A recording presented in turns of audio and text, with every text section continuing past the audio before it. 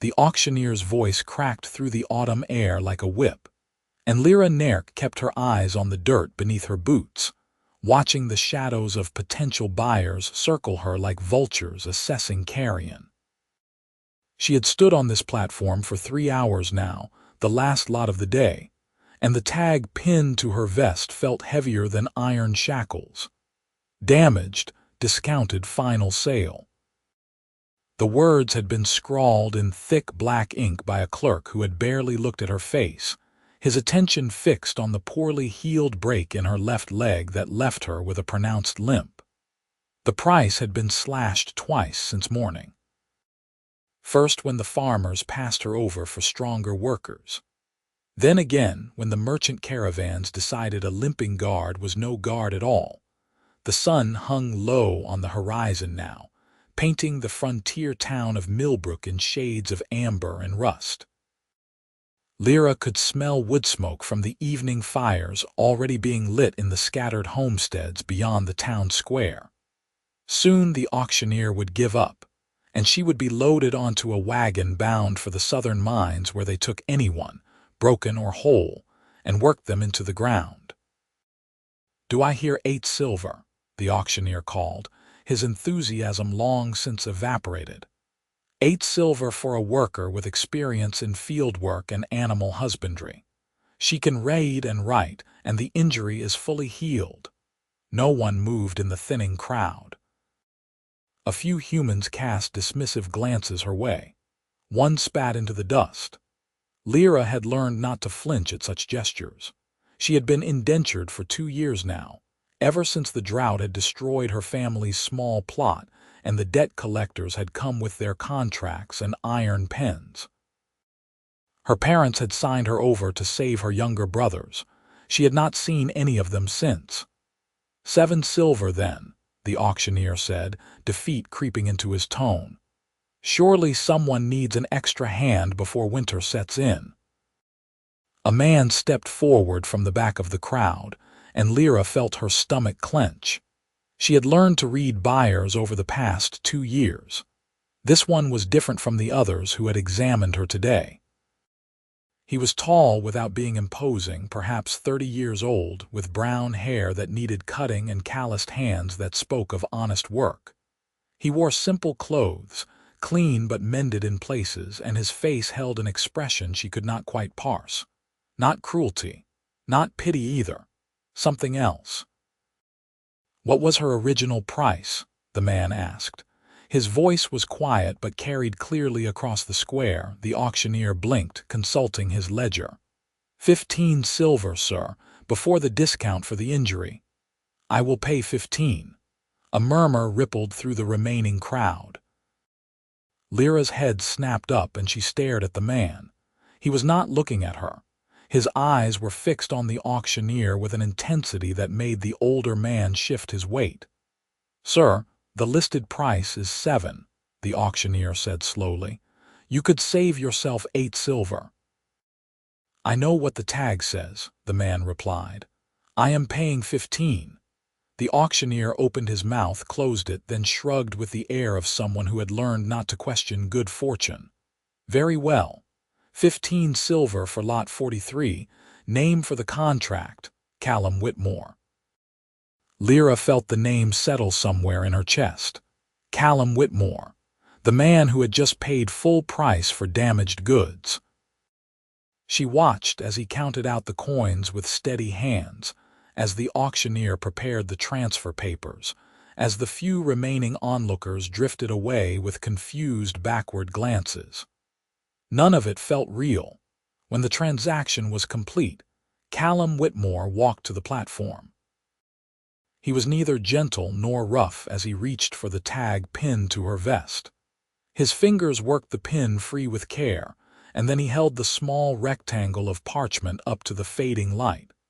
Damaged, discounted, final sale. He read it once, his jaw tightening, then folded it and tucked it into his pocket. "Can you walk to my wagon?" he asked. "It is not far." Lira nodded, not trusting her voice. She descended the platform stairs slowly, favoring her left leg out of habit more than pain. The injury had healed as well as it ever would 6 months ago. It only ached in cold weather now and only slowed her when she was tired. But the limp remained, visible and damning. Callum's wagon waited at the edge of the square, hitched to a patient bay mare. The bed held empty crates and a few sacks of what smelled like animal feed. He gestured for her to climb up, then circled to the driver's seat. They left Millbrook as the last light drained from the sky, heading northwest along a rutted road that cut through harvested fields and patches of dark forest. Neither of them spoke for a long time. Lira sat with her hands folded in her lap, acutely aware of the man beside her, trying to understand what had just happened. 15 silver, full price. For her, it made no sense. People did not spend extra money on charity, not on the frontier where every coin meant the difference between comfort and hunger come winter. There had to be a reason. There was always a reason. "Are you afraid of me?" Callum asked suddenly. Lira considered lying, then decided against it. "I am uncertain of you. That is fair." He kept his eyes on the road. "I have a homestead about an hour north of town. Apple orchard mostly, some vegetable gardens and chickens. I live alone. The work is steady but not backbreaking. You will have your own room in the house." She absorbed this information slowly. "Why did you pay full price?" "Because that tag was a lie. The injury is real." "I did not mean the injury." He was quiet for a moment, and Lira heard something in that silence that made her chest tighten. "You are not damaged. You are not a thing to be discounted. I will not participate in that fiction." Lira stared at him. Men did not talk like that. Buyers did not think like that. She had been bought and sold twice before this, and both times the transaction had been purely practical. Labor for coin. Service for shelter. This felt different, and different scared her more than cruelty ever had. Cruelty she understood. "I am indentured," she said carefully. "The contract gives you rights." "The contract gives me labor," Callum replied. "Nothing more. I need help with the harvest and winter preparation. You need food and shelter. That is the extent of our arrangement." "Then why keep the tag?" He glanced at her for the first time since they had left town, and in the moonlight his face looked older than his years. Tired. "To remember that people are not merchandise, no matter what the law says." They rode the rest of the way in silence. Lira watched the landscape shift from open farmland to rolling hills dotted with apple trees. The orchard came into view gradually, row upon row of gnarled trees heavy with late-season fruit. A small farmhouse sat at the heart of the property, weathered but well-maintained, with a barn and chicken coop visible behind it. Smoke rose from the chimney in a thin gray line. Callum brought the wagon to a stop near the house and climbed down. He offered Lira a hand, which she ignored, lowering herself carefully to the ground. Her leg protested the long sit, sending a dull ache up her thigh. She tried not to limp as they walked to the door. Inside, the house was simple but clean. A main room served as kitchen and living area, with a fireplace crackling cheerfully against the autumn chill. 2 doors led off to what Lira assumed were bedrooms. Everything spoke of a man living alone, orderly but sparse, functional without being welcoming. "Your room is there," Callum said, pointing to the door on the left. "I put fresh linens on the bed this morning. There is water in the basin if you want to wash. We will talk about work schedules tomorrow. For tonight, just rest." Lira hesitated in the doorway to her new room. It was small but private, with a real bed, a dresser, and a window overlooking the orchard. She had not had her own room since leaving her family's home. The last estate had housed the indentured workers in a communal barn. "Why?" she asked again, because she could not help herself. "Why pay extra? Why give me this?" Callum set his coat on a peg by the door. He looked at her with those tired, guarded eyes, and for a moment she thought he would not answer. Then he said, "I had a sister once. She was indentured when I was 15 and she was 12. Crop failure, same as half the frontier families. I have spent the last 13 years trying to find her, trying to buy her contract back. Every auction I go to, I look for her. I never find her, but I see dozens like her. Like you. And I remember that she is out there somewhere, wearing a tag that reduces her to a price." The words hit Lira like a physical blow. She thought of her own brothers, wondered if they were safe if they thought of her. "I am sorry," she said quietly. "Do not be sorry. Just rest. Tomorrow will be a long day." Lira closed herself in the small room and sat on the edge of the bed. The mattress was softer than anything she had slept on in years. Through the thin walls she could hear Callum moving around the main room, banking the fire, washing dishes. Normal sounds, safe sounds. She should have felt relieved. Instead she felt a sharp, painful confusion that kept her awake long into the night. The tag in his pocket. The full price paid. The quiet declaration that she was not damaged. It all pointed to something Lira did not know how to process. Kindness without expectation was a foreign language, and she did not trust her ability to speak it. Morning came cold and clear, with frost silvering the grass outside her window. Lira woke to the smell of cooking porridge and the sound of chickens complaining in the yard. She dressed in the same clothes from yesterday, the only ones she owned, and emerged to find Callum setting 2 bowls on the table. "Eat first, then I will show you the orchard," he said. They ate in silence, the kind that felt less awkward than it should have. When they finished, Callum led her outside into air so crisp it stung her lungs. The orchard spread out before them in neat rows, hundreds of trees laden with apples in shades of red, green, and gold. "We are in the middle of harvest," Callum explained as they walked. "The late varieties need to be picked before the first hard freeze. Some will be sold fresh in town, some dried for winter, some pressed for cider." "Can you climb a ladder?" "My leg does not affect my balance," Lira said. "Just my speed." "Speed does not matter. Careful work matters." He showed her how to test each apple for ripeness, how to place them gently in the canvas picking bags so they would not bruise. The work was methodical and peaceful, nothing like the grueling labor she had endured at the last estate. They worked side by side through the morning, gradually filling crate after crate with perfect apples. Callum moved with the easy efficiency of someone who knew his work intimately, but he did not rush her, did not criticize when she moved slowly to accommodate her leg. Once, when she climbed down from a ladder, he was there to steady it without being asked. She muttered a thank you. He simply nodded and moved to the next tree. By midday, Lira's hands were sticky with apple juice and her leg ached pleasantly from the exercise.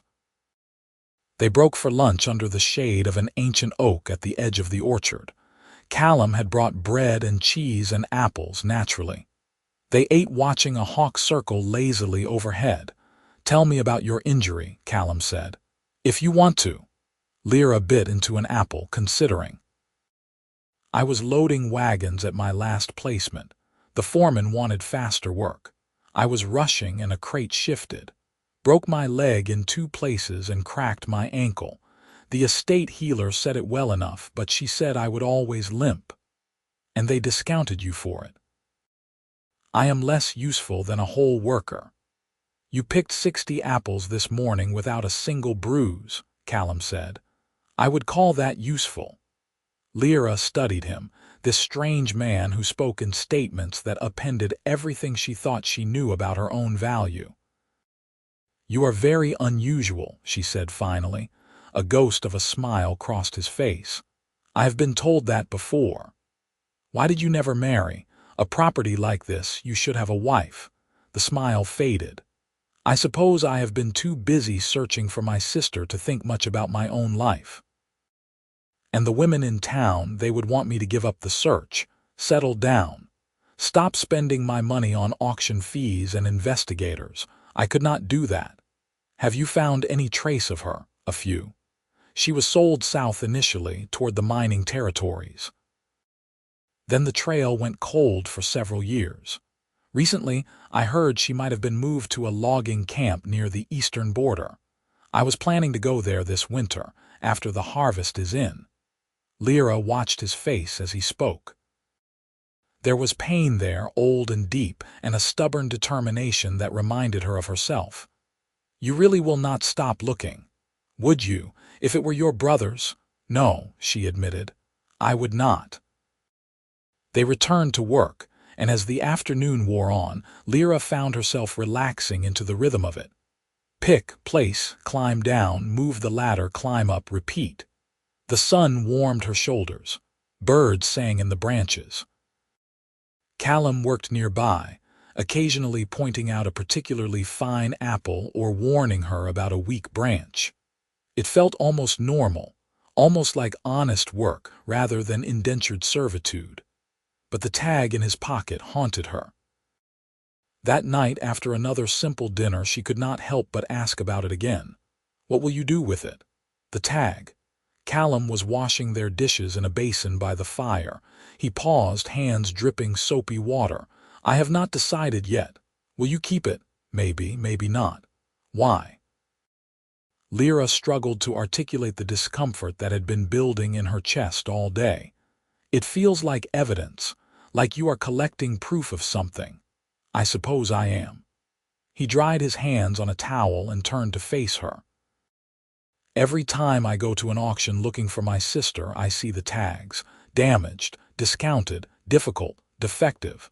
They take people and reduce them to inventory. I want to remember that, remember how wrong it is. But you kept mine. Yes. You paid full price, but you still kept the thing that marked me as lesser. Understanding dawned in his eyes. He crossed to where his coat hung by the door and pulled the folded tag from the pocket. He held it out to her. Then you decide what happens to it. Burn it, bury it, keep it yourself. Whatever you want.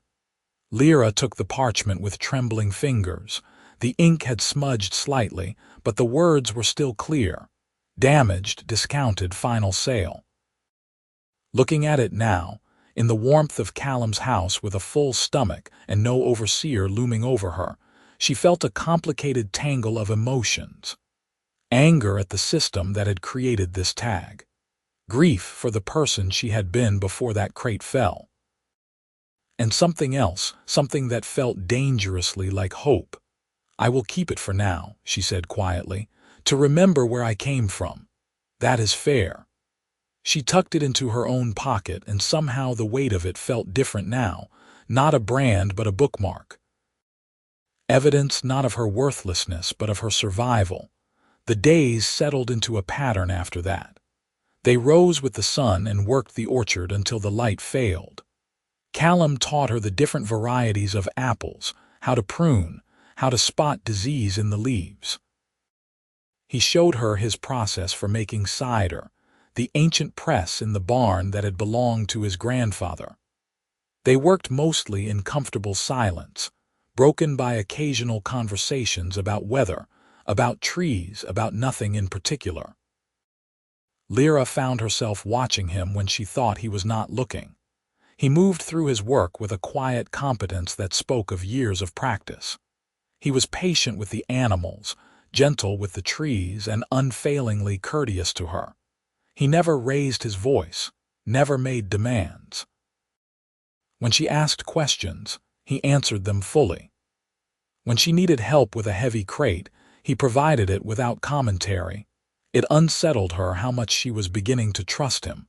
3 weeks into her time at the orchard, the first real cold snap arrived. Lira woke to find ice crystals on her window and her breath misting in the air. Her leg ached with a deep, bone-cold throb that made her gasp when she stood. She dressed slowly, trying to hide the pain, but when she emerged from her room, Callum took one look at her face and shook his head. Bad day, he asked. She wanted to lie, but his expression was too knowing. The cold makes it worse. Then you work inside today. There is cider that needs bottling and apples to be dried. I will handle the orchard. I can still pick. I know you can, but you do not have to. He poured her a cup of tea and pressed it into her hands. Drink this. There is willow bark steeped in it. It will help with the pain. Lira sipped the bitter tea and watched as Callum bundled himself against the cold and headed out to the orchard alone. Through the window she could see him moving among the trees, his breath pluming white in the frigid air. He did not look back toward the house, did not check to see if she was watching. He simply worked, steady and methodical, the same way he approached everything. She spent the day in the warm kitchen, bottling cider and slicing apples into thin rings to hang by the fire for drying. The repetitive work soothed her, and the tea did help with the pain. By the time Callum returned at dusk, frost-rimed and exhausted, she had prepared a hot stew and fresh bread. "You did not have to cook," he said, stamping snow from his boots. "You did not have to let me work inside," she replied. They ate together, and for the first time the silence felt not just comfortable but companionable. Like they were choosing to be quiet rather than simply having nothing to say. When Callum finally spoke, his voice was thoughtful. "The harvest is nearly done. Another week, maybe 2, and we will have everything picked and stored for winter. And then I will go east. To the logging camp where my sister might be." Lyra's heart clenched unexpectedly. She had known this was coming. He had told her from the beginning. But somehow over the past weeks she had allowed herself to forget, to sink into the rhythm of life here, to imagine it might continue indefinitely. "How long will you be gone?" she asked. "I do not know. A few weeks, maybe longer. You will be safe here. There is enough food put by to last the winter, and the chickens will keep laying if you take care of them. I could come with you." The words were out before she could stop them, and Lira immediately wished she could take them back. Callum stared at her across the table, surprise written plainly on his face. "Why would you want to do that?" he asked. "You should not travel alone in winter. The roads are dangerous. And your leg will slow me down, same as always, but I can still travel, I can still help." Callum set down his spoon, his expression difficult to read. "Lira, you do not owe me this.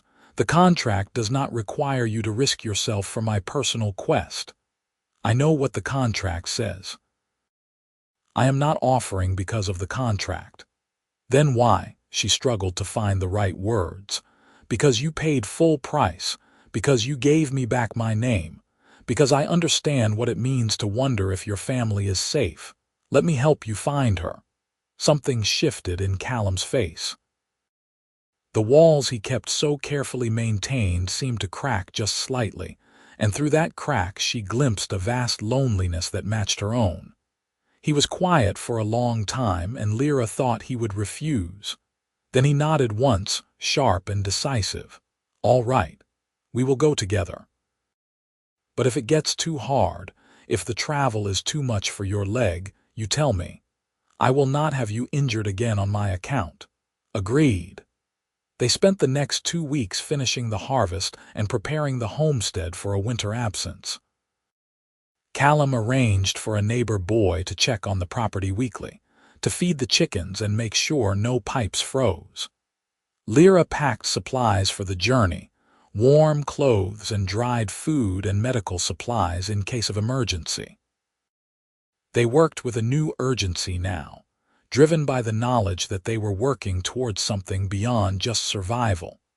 The night before they were set to leave, Callum brought out a map and spread it across the kitchen table. The parchment was worn soft with handling, covered in notes and marks in faded ink. "The logging camp is here," he said, pointing to a spot in the eastern foothills. "About 4 days' travel if the weather holds. I have been writing to the camp supervisor for months, but he claims to have no record of any indentured workers matching my sister's description." You think he is lying? I think record keeping at these remote camps is often deliberately poor. Workers disappear into the system and no one asks questions. His finger traced a route along the map, following roads that grew increasingly small and uncertain. We will go to the camp directly. If she is not there, I will ask the workers. Someone will have seen her or heard of her. What was her name? Lira asked. Sarah. Sarah Whitmore. She had blonde hair and freckles, and she laughed at everything, even things that were not funny. She used to follow me everywhere, asking 1,000 questions a minute. I promised her I would always keep her safe. The pain in his voice was raw, and Lira felt an answering ache in her own chest. She thought of her brothers, wondered if they remembered her the way Callum remembered Sarah. You were 15. You could not have stopped what happened. I know, but knowing does not make it easier. They left at dawn, the wagon loaded with supplies and pulled by the reliable bay mare. The weather held clear but bitterly cold, and Lira wrapped herself in every blanket Callum owned.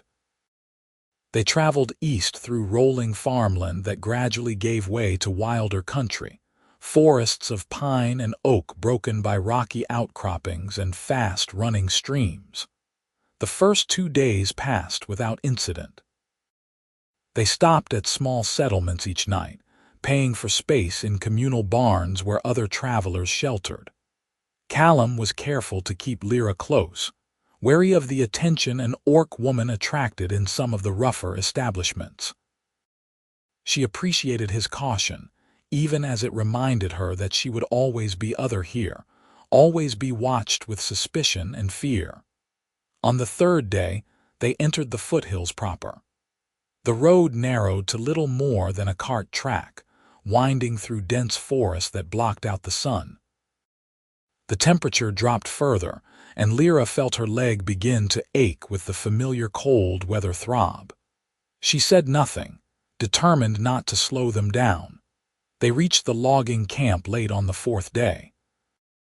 It sprawled across a cleared hillside, dozens of rough buildings surrounded by mountains of cut timber. The air smelled of sawdust and smoke and unwashed bodies. Men moved between the buildings like ants, some hauling logs, others working massive saws that screamed through wood with mechanical precision. Callum brought the wagon to a stop at what appeared to be the main office, a slightly larger building with a sign that read, Supervisor. He helped Lira down and they approached the door together. The man who answered their knock was massive, with a black beard and small, suspicious eyes. We are closed for the day. Come back tomorrow if you are looking for work. I am not looking for work, Callum said evenly. I am looking for my sister, Sarah Whitmore. I have reason to believe she was indentured here within the last year. The supervisor's expression did not change. Do not know that name. We got a lot of workers come through. Could you check your records? Records are confidential. Company policy. Callum pulled a small purse from his coat. I can pay for your time. The supervisor glanced at the purse, then at Lira, then back at Callum. Even if I checked, which I would not, I could not release information about indentured workers. Contract law, you understand. I understand that my sister was 12 years old when she was sold, Callum said, and his voice had gone very quiet, very controlled. I understand that she has been missing for 13 years.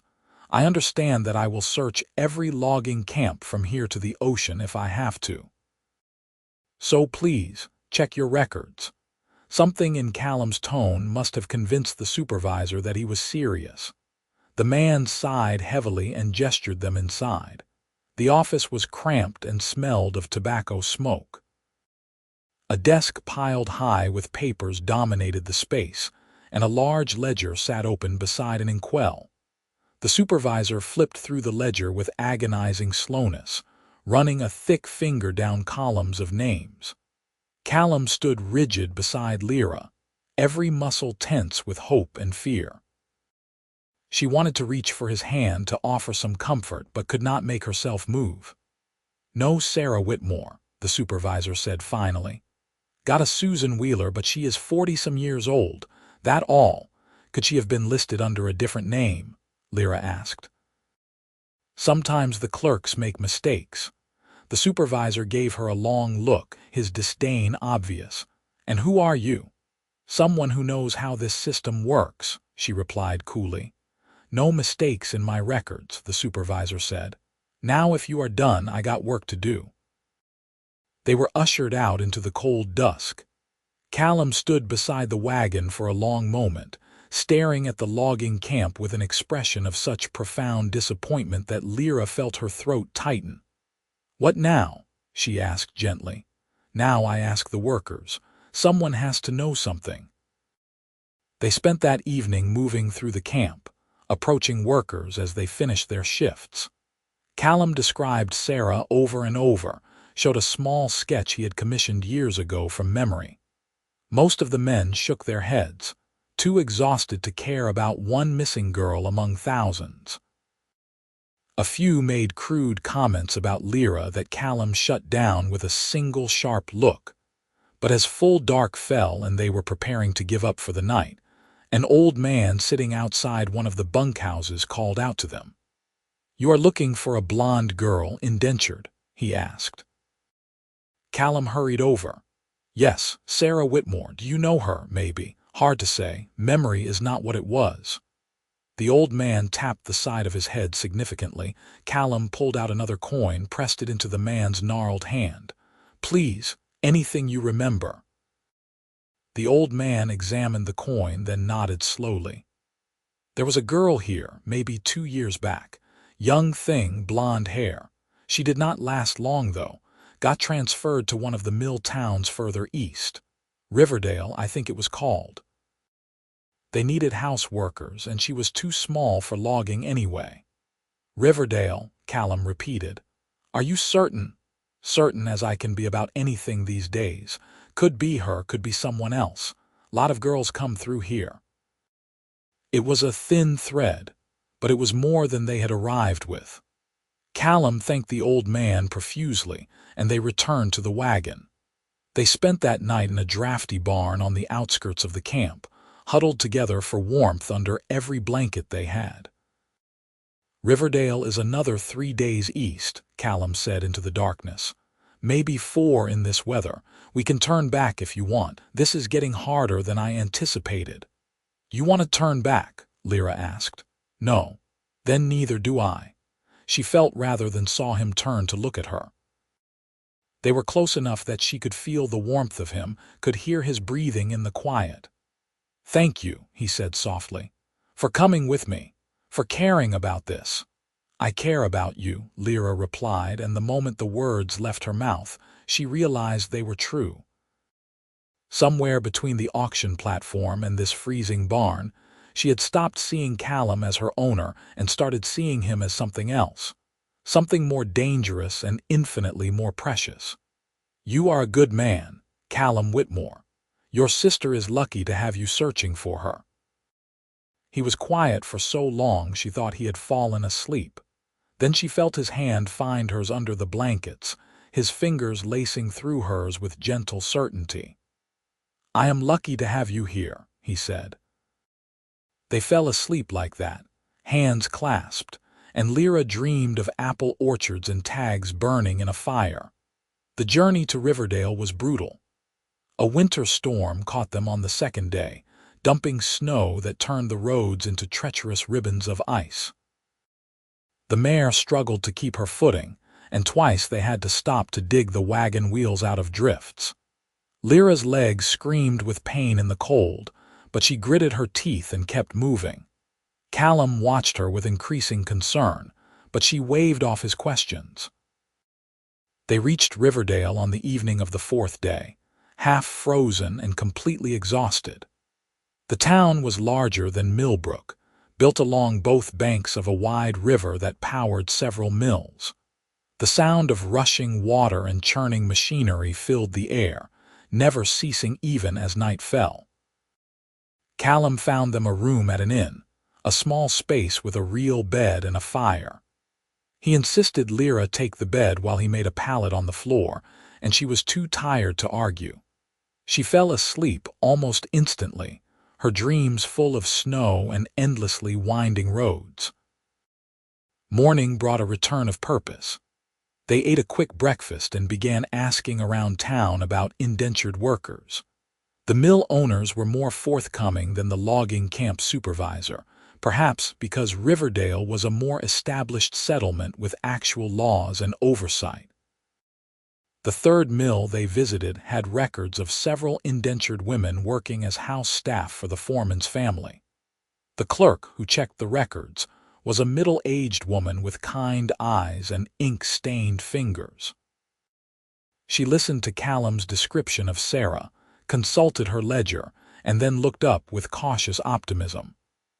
"I think I know who you mean," she said. "There is a girl named Sarah Wells working for Foreman Thompson's household. She has been here about 18 months. Blonde hair, mid-20s, came from a logging camp transfer." "Wells, not Whitmore," Callum said, but his voice shook with hope.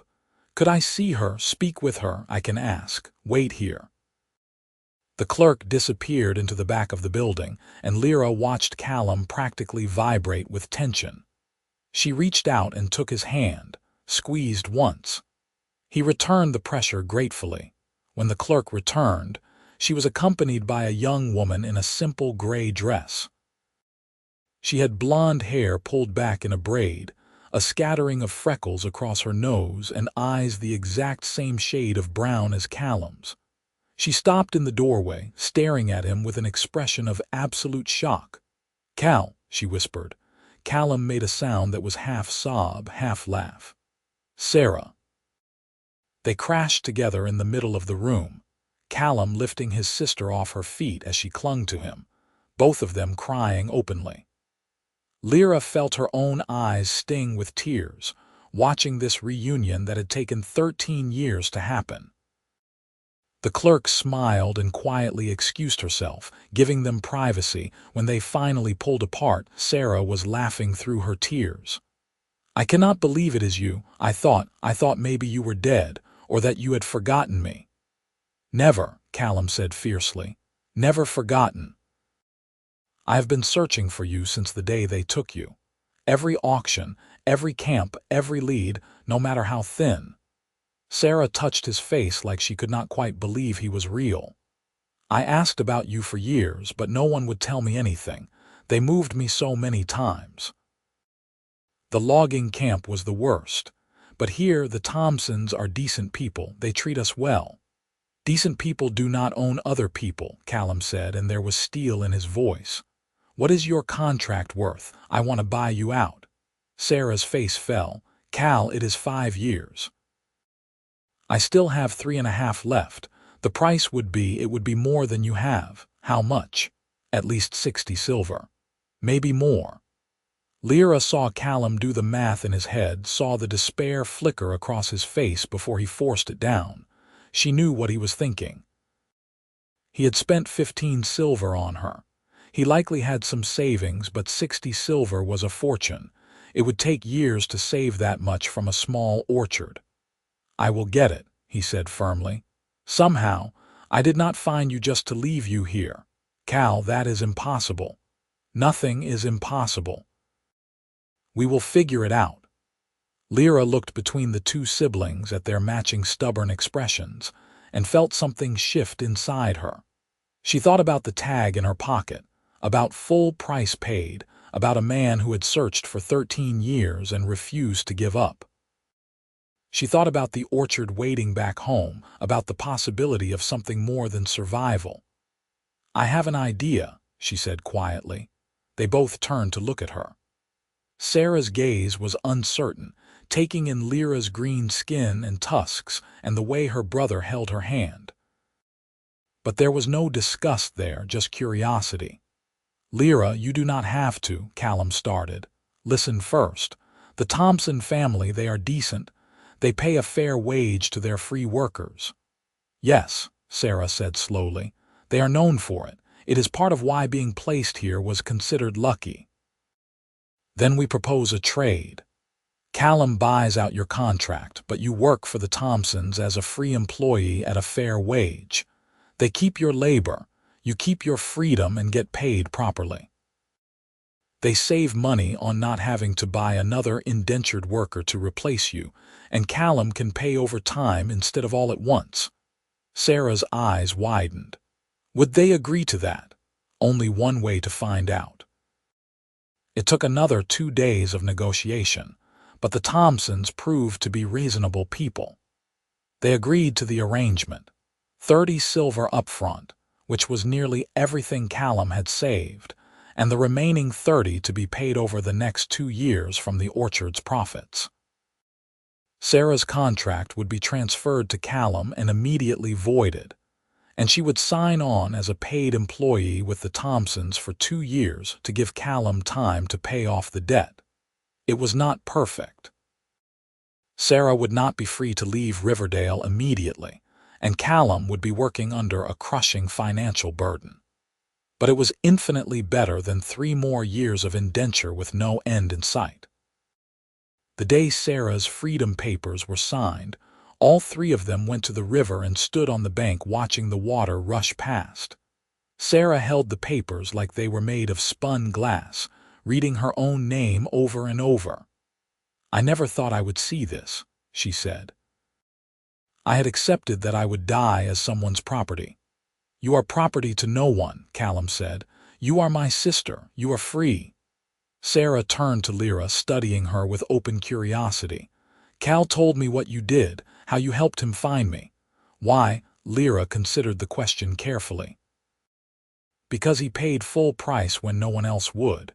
Because he saw me as human when the world said I was damaged goods. Because some debts are not written in contracts." "You love him," Sarah said. It was not a question. Lira felt her face heat, but she did not deny it. "I do." "Good."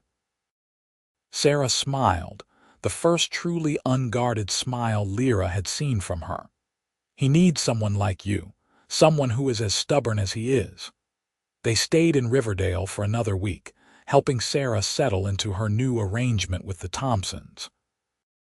The family welcomed the change, pleased to have a worker who was motivated and happy rather than resentful and trapped. Sarah had her own small room above the carriage house, wages that were hers to keep, and Sundays off. It was not the same as true freedom, but it was so much closer.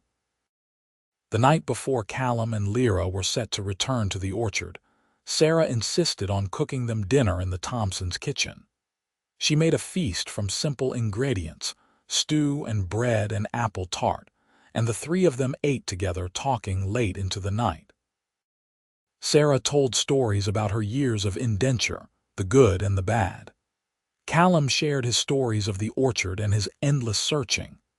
Lira found herself laughing at tales of Cal as a boy, getting into scrapes and driving their mother to distraction. It felt, Lira thought, like family. Like something she had lost and found again in the most unexpected place. When it was time to say goodbye the next morning, Sarah hugged them both fiercely. "Come back soon," she said, "and write to me. I want to know everything that happens." "I will," Callum promised. 2 years, Sarah. 2 years and you can come home." "Home," Sarah repeated, testing the word. "I like the sound of that." The journey back to the orchard took 6 days, traveling slowly through the winter landscape. The storm had passed, leaving behind a world transformed by snow and ice. It was beautiful in a harsh way, and Lira found she did not mind the cold as much with Callum beside her. They talked more on the return journey than they had on the way east. About Sarah, about the orchard, about the future. Callum worried openly about the debt, about making the payments on time, about having enough left over to live on. Lira listened and offered practical suggestions, ideas for increasing the orchard's productivity, for selling value-added products like dried apples and cider vinegar. "You think like a businesswoman," Callum observed one night as they camped under the stars. "I had a life before indenture," Lira replied. My family had a farm. I learned to make every copper count. Tell me about them. Your family. So she did, and it was the first time she had spoken about them in 2 years. She told him about her parents, hardworking and kind, who had sold her to save her brothers. About the brothers themselves, identical twins who had been 7 years old the last time she saw them. She told him about the drought and the failed crops and the debt collectors who came with their contracts and false promises. You think about finding them? Callum asked. Like I found Sarah. Every day, but I do not know where they went after they sold me. The debt collectors scattered the family deliberately. My parents went to a workhouse somewhere south. My brothers were bought by a merchant caravan. I have no trail to follow. We will find them, Callum said with quiet certainty. Once Sarah is home and the debt is paid, we will search for your family too, I promise. Lira felt something break open in her chest, a warmth that spread through her entire body. You do not have to do that. I know, I want to. They reached the orchard on a bright, cold afternoon. The trees stood bare now, their harvest long since picked, their branches black against the white snow. Smoke rose from the chimney of the farmhouse, evidence that the neighbor boy had been doing his job. Everything looked exactly as they had left it, frozen and waiting. Callum brought the wagon to a stop and sat for a moment, just looking at his home. I was not sure I would find her, he admitted quietly. I was afraid this would be another dead end. But it was not. No, because you were there, because you helped me keep looking. He turned to face her fully, his eyes serious. Lira, I need to tell you something. Her heart started to pound. All right. When I bought your contract, I told myself it was just about helping someone, about rejecting the system that took Sarah from me. But these past weeks, working beside you, traveling with you, I have realized that it was more than that. Or maybe it became more than that. I do not know when it happened, but somewhere along the way I stopped seeing you as an indentured worker and started seeing you as what? Lira whispered. As the person I want to build a life with, as my partner, as God help me, as the woman I love. The words hung in the frozen air between them.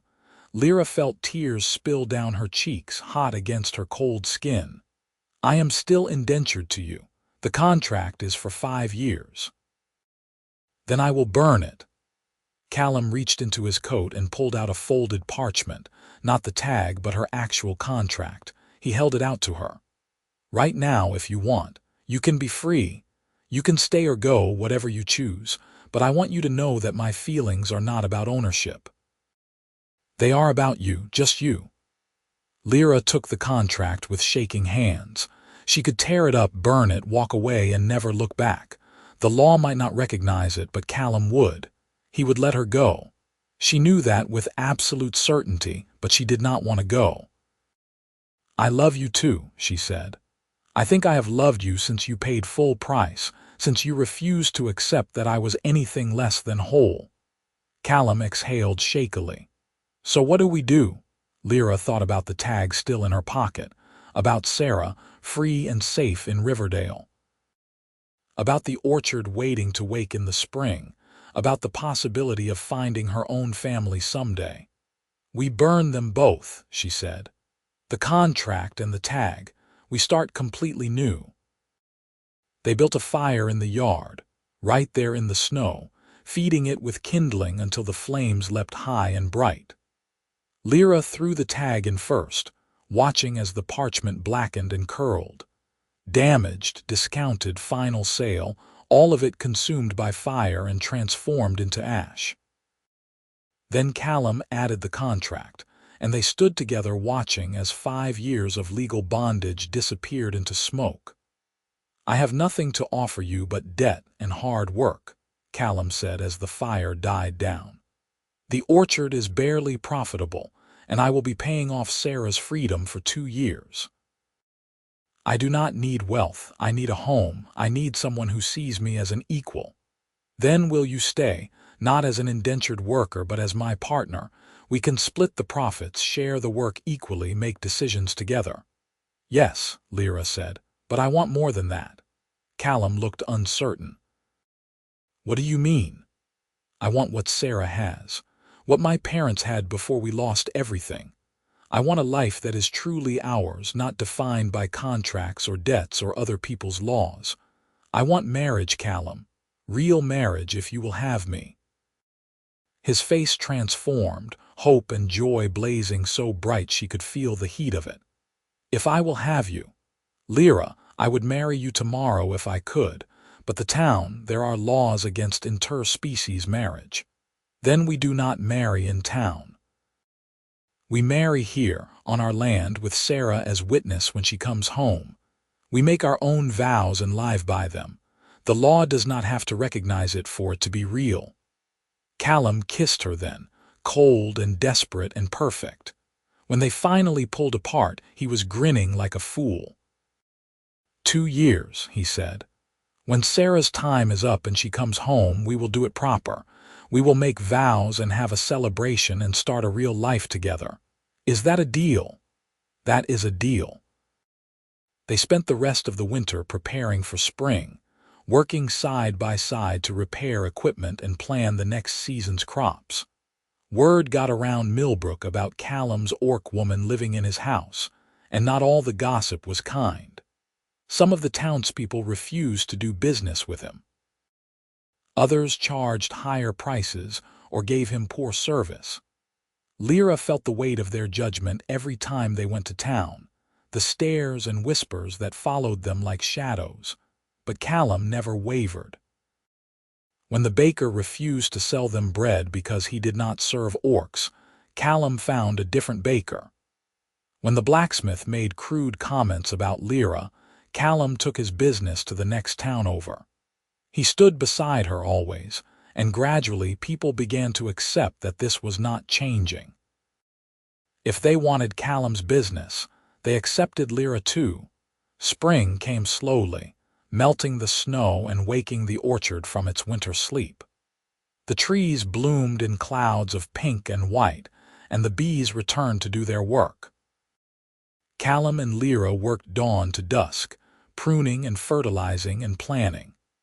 They expanded the cider operation, building a second press and buying more bottles. They planted a large vegetable garden and built a proper henhouse for twice as many chickens. The work was hard, but it was their work. They fell into bed, each night exhausted but content, and woke each morning to coffee and plans for the day. Lira found she loved the rhythm of it, the way each season brought different challenges and rewards. She loved watching Callum in his element, confidently guiding the orchard through each phase of growth. Letters came from Sarah every few weeks, full of news from Riverdale. She was doing well, saving her wages, making friends among the other workers. She asked constantly about the orchard and about Lira, and her letters always ended the same way. "Only X more months until I can come home." The first harvest after Sarah's freedom came was the best the orchard had ever seen. The trees were heavy with fruit, and the new cider press allowed them to process twice as much as before. Callum and Lira worked 16-hour days for 3 weeks straight, picking and pressing and bottling until their hands were stained permanently with apple juice. They sold everything, every bushel and every bottle, and when the tallies were done, they had enough to pay off a full year of Sarah's debt instead of 6 months. Callum wrote to the Thompsons immediately, arranging the payment and asking if Sarah might be released early given the accelerated schedule. The answer came back 2 weeks later. Yes. If Callum could make the final payment by midsummer, Sarah would be free to leave a full year early. They threw themselves into the spring season with renewed vigor. Lira took over the marketing, traveling to nearby towns to establish accounts with merchants and innkeepers. She had a gift for sales, for presenting their products in ways that made people want to buy. Within 3 months, she had doubled their customer base. Callum focused on quality, ensuring every apple and every bottle met his exacting standards. He experimented with new cider recipes, adding spices and honey, creating flavors that quickly became favorites. Together they built something special, a business that was small but respected, known for honest dealing and excellent products. By midsummer they had the money, all of it, 30 silver remaining on Sarah's debt, paid in full. Callum made the journey to Riverdale alone this time, Lira staying behind to manage the orchard. He returned 5 days later with Sarah beside him in the wagon, both of them grinning like children. Sarah had filled out over the past 2 years. She looked healthy and strong, her face tanned from working in the Thompsons' garden. She hugged Lira the moment she climbed down from the wagon, squeezing tight. "Thank you," she whispered fiercely, "for everything, for helping Cal find me, for making this possible." "You are family," Lira replied simply. "This is what family does." They spent that evening showing Sarah around the orchard, pointing out all the improvements, introducing her to the chickens and the mare and the new press. Sarah declared it all perfect, exactly what she had dreamed of during her years of indenture. They stayed up late talking, planning how Sarah could contribute, what skills she had learned that might be useful. A week after Sarah's arrival, on a perfect summer evening with the orchard heavy with ripening fruit, Callum and Lira stood together under the oldest apple tree on the property. Sarah stood with them as witness, wearing her best dress and carrying a handful of wildflowers.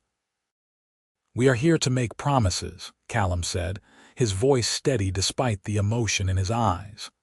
"No priest, no legal papers, just our word to each other. Lira Narek, I promise to stand beside you as an equal partner, to share in all decisions, all profits, all joys and sorrows. To see you always as you are, whole and perfect, to love you without reservation for as long as I live." Lira felt tears on her face but did not bother wiping them away. "Callum Whitmore, I promise to work beside you honestly and loyally, to build this life we have chosen together. To never forget that you paid full price when the world said I was worthless. To love you completely, fiercely, forever." They exchanged rings, simple iron bands that Callum had forged himself in the town blacksmith shop. He slid one onto Lira's finger and she placed one on his, and Sarah cheered and threw her wildflowers at them like a proper wedding celebration. "You are married," Sarah declared. "I do not care what the law says. You are married in all the ways that matter." That night they celebrated with a feast, all three of them cooking together in the farmhouse kitchen. They ate and drank and told stories, and when the candles burned low, Sarah retired to her new room in the expanded house, while Callum and Lira finally retired to theirs. "How does it feel?" Callum asked later as they lay tangled together in the dark. "Being married to a man who once owned your contract, strange, wonderful, right?" Lira turned to look at him, tracing the line of his jaw with one finger. "You gave me back my life, everything else we built together." The next morning, Sarah was awake before both of them, already making breakfast when they stumbled into the kitchen. She took one look at their faces and laughed. "You two are disgustingly happy," she announced. "I approve." Life settled into a new pattern with Sarah there. She took over much of the household management, freeing Lira to focus on sales and Callum to focus on cultivation. The three of them worked as a seamless unit, each contributing their strengths, covering for each other's weaknesses. The orchard thrived under their combined efforts. 2 years after their quiet wedding, Lira realized she was pregnant. She told Callum on a spring morning as they walked through the blooming trees, and he spun her around so hard her feet left the ground. "A baby," he kept saying, wonder in his voice. "We are going to have a baby. Are you happy?" She asked, suddenly uncertain. "Happy, Lira, I am more than happy. I do not even have words." They told Sarah that evening, and she cried and hugged them both and immediately started planning how they would need to expand the house again. "The baby needs a proper nursery," she declared, "with a window facing the orchard so they can see the trees." The pregnancy was not easy. Lyra's body had been through so much, between the indenture and the old injury, and carrying a child took a toll. She spent the last 2 months largely confined to bed, frustrated and uncomfortable. Callum and Sarah ran the orchard without her, refusing to let her worry about business when she needed to focus on growing their child. The baby came on a bright autumn morning, born with Callum's brown eyes and Lyra's pointed ears and the healthy lungs to announce his displeasure at being forced into the world. They named him Ian, and he was perfect. Sarah took to being an aunt with enthusiasm, constantly volunteering to hold the baby or change him or rock him when he fussed. Callum was a nervous but devoted father, checking on Ian constantly, marveling at every tiny feature. And Lira felt something in her chest expand to accommodate this new, overwhelming love. "I never thought I would have this," she admitted to Callum one night as they watched Ian sleep.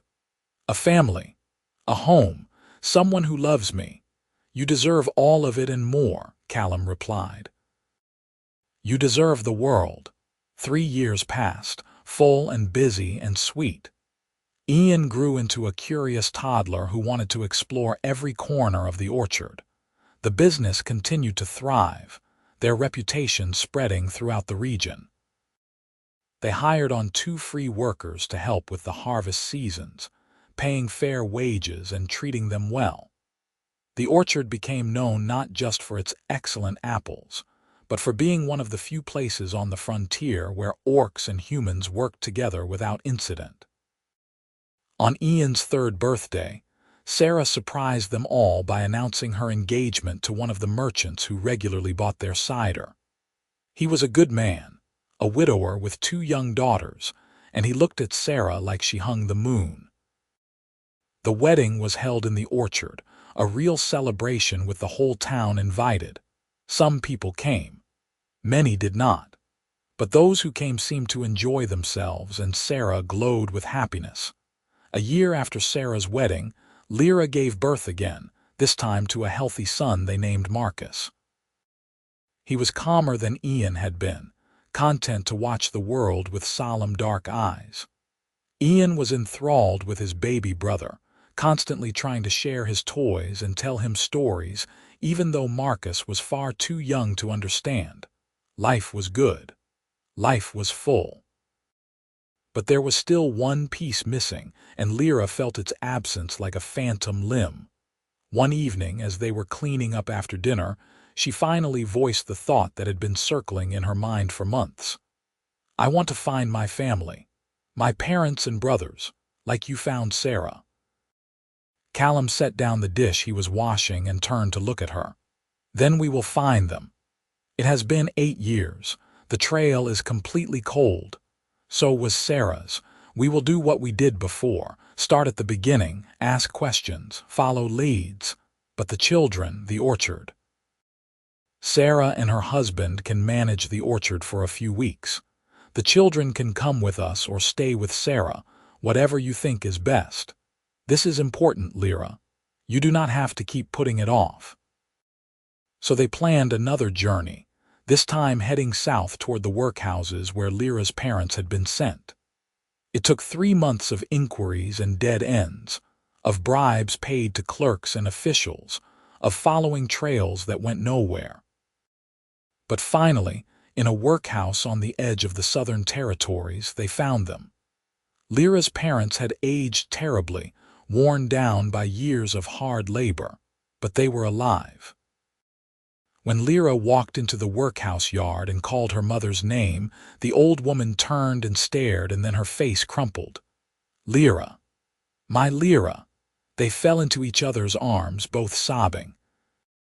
Her father joined them a moment later, and the three of them stood there crying while Callum hung back, giving them privacy. Lira had not realized how much she needed this, how much she had been carrying the weight of not knowing if they were alive or dead. Buying out her parents' contracts was simpler than Sarah's had been. They were older, less valuable as workers, and the workhouse was willing to negotiate. Callum paid the price without hesitation, and 3 days later Lira's parents were free. Finding her brothers took another month, but the merchant caravan that had bought them had kept better records.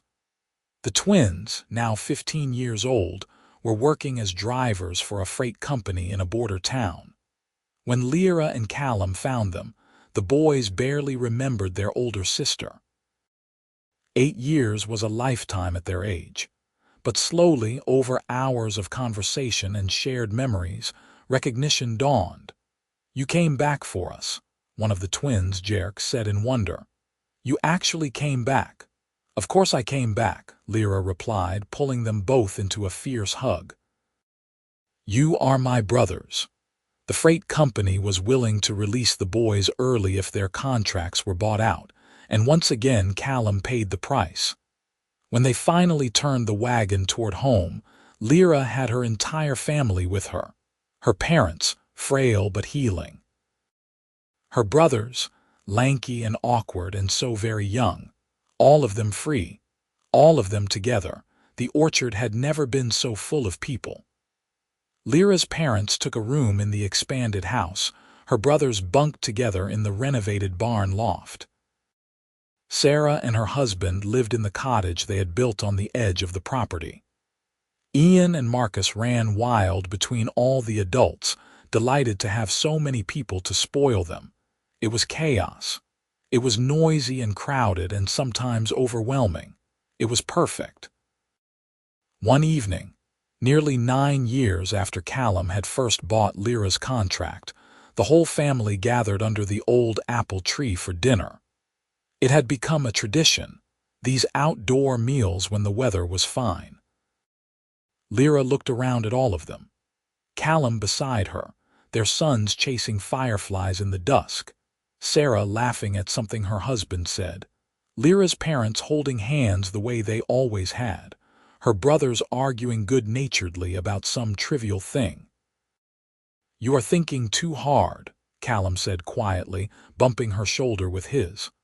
"I am thinking about that tag," Lira admitted. "About standing on that auction platform believing I was worth 7 silver at most, and then you paid 15. Best money I ever spent." "You said you kept it to remember. Do you still think about it?" Callum shook his head. "I burned it, remember? We burned it together. I do not need a tag to remember that people are not merchandise. I have all the proof I need right here." He gestured at the orchard, at their family, at the life they had built together. Lira felt tears prick her eyes, but they were good tears, happy tears. "I love you," she said. "Thank you for seeing me when I could not see myself." "Thank you for staying," he replied, "for choosing this life. For choosing me." Ian ran over then, demanding his mother's attention, and the moment passed into the gentle chaos of family dinner. But later that night, after the children were asleep and the house was quiet, Lira lay awake thinking about the journey that had brought her here. From damaged goods on an auction platform to this. A home, a family, a partnership built on mutual respect and love. From someone who believed her best days were behind her to someone who woke each morning eager to see what came next. From indentured and invisible to seen and valued and cherished. Callum had paid full price when the world said she was worthless. But the real gift had been teaching her to see her own worth, to understand that she had never been damaged at all. Just hurt, just lost, just waiting for someone to look past the tag and see the woman beneath. She turned to Callum, sleeping peacefully beside her, and pressed a kiss to his shoulder. He stirred slightly, smiled without waking, and pulled her closer. Lira settled into his embrace and let herself drift, grateful for every choice that had led to this moment. Morning would come soon enough, bringing work and responsibilities and the beautiful, messy reality of their life together. But for now, in the quiet dark, Lira simply let herself be happy. Completely, unreservedly, perfectly happy. Outside, the orchard waited in the moonlight, its trees standing sentinel over the family sleeping beneath its protection. The harvest would come again. The seasons would turn. Life would continue in its endless, miraculous cycle. And through it all, Lira and Callum would stand together, partners in every sense that mattered, proving every single day that love was worth more than any contract, any tag, any price the world tried to assign to a human soul. The tag was long since ash. The contracts were burned. What remained was choice, freely made and freely given. A life built not on obligation but on devotion. A family forged not from blood alone but from commitment and hope, and the stubborn belief that everyone deserved to be seen as whole. Years later, when Lyra's granddaughter asked her how she and grandfather Callum fell in love, Lira would think back to that auction platform, to damaged and discounted and final sale, to the moment a stranger paid full price and removed the tag. She would think about apple orchards and winter journeys and sisters found and families reunited.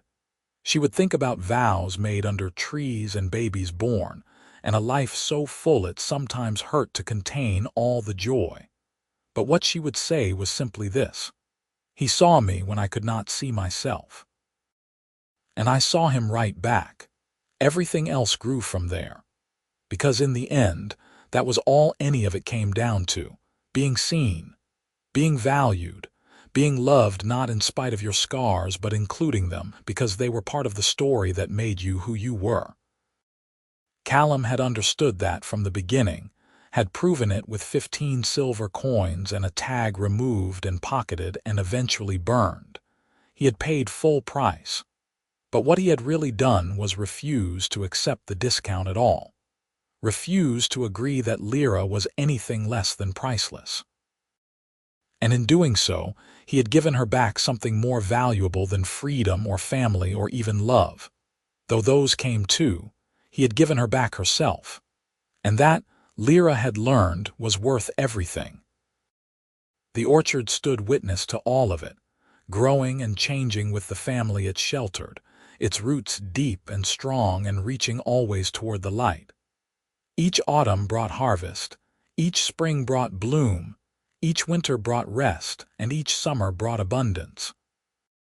The cycle continued, reliable and steady, a promise that nothing was ever truly final, that damaged things could heal, that discounts were lies told by people who did not understand value, and that sometimes the greatest sale was the one where someone refused to pay less than you were worth, and then spent the rest of their life proving why. Callum and Lira grew old together in that orchard, surrounded by children and grandchildren, by Sarah's family and Lyra's parents and her brothers who built their own lives nearby. They worked the land until their hands were too gnarled to prune, until their legs were too tired to climb ladders, and then they sat beneath the trees and watched others do the work, offering advice and laughter and memories. And when visitors asked about the orchard's history, about how this unusual family came to be, someone would always tell the story of the tag and the man who removed it. The story of damaged and discounted and final sale, and the stranger who paid full price and proved that love could grow anywhere roots were allowed to deepen, that family could be chosen as well as born, that every person had value beyond what any auction block could assign. It became a legend of sorts, told around fires and dinner tables, a story about seeing beyond surfaces, about refusing to accept someone else's valuation of your worth, about the radical act of looking at another person and saying, "You are enough exactly as you are." The orchard flourished for generations after Lira and Callum were gone, tended by their descendants and anyone else who wanted to learn the trade. It became known as Whitmore Narek orchards, both names given equal weight, a symbol of partnership and respect. People came from all over to buy the apples and cider, but also to hear the story, to stand under the old tree where the promises were made, to remember that once upon a time, a damaged woman and a determined man chose to build something beautiful together. And somewhere in a box in the old farmhouse preserved behind glass hung a contract marked void and a parchment tag reduced to ashes. A reminder, a warning, a promise that people are never just the sum of their injuries. That value is inherent, not assigned. That love sees clearly and chooses anyway. That full price is always worth paying when the return is a lifetime of joy. The orchard remembered. The family remembered. And the story continued, generation after generation, proving that some endings are really just beginnings, that some purchases change everything, and that sometimes the most important thing you can do is refuse to accept the label someone else has placed on a life, and instead choose to see the truth underneath. Whole, valuable, worthy, loved just as it should be, just as it always should have been.